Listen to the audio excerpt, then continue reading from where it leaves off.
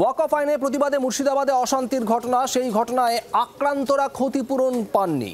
আর এ নিয়েই আজ আদালতের প্রশ্নের মুখে পড়তে হয়েছে রাজ্য সরকারকে। আদালতের বক্তব্য, পুজোয় যদি অনুদান দেওয়া যায় ক্লাবগুলিকে, সেক্ষেত্রে আক্রান্তরা তারা ক্ষতিপূরণ কেন পাচ্ছেন না? আজ এই প্রশ্ন করা হয় রাজ্যকে আদালতের তরফে। অর্ণবাংশু নিয়োগী আমাদের প্রতিনিধি রয়েছেন আমাদের সঙ্গে। অর্ণবাংশু, ঠিক কি হলো আদালতে এই নিয়ে?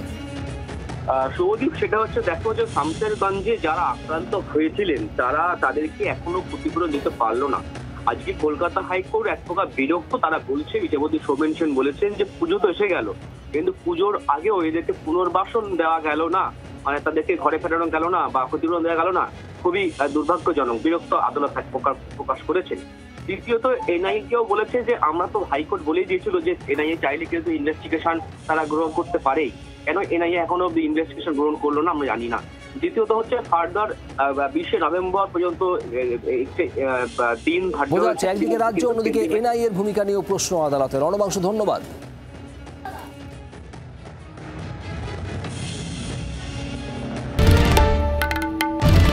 বাংলার আওয়াজ, বাঙালির আবেগ, জি 24 ঘন্টা।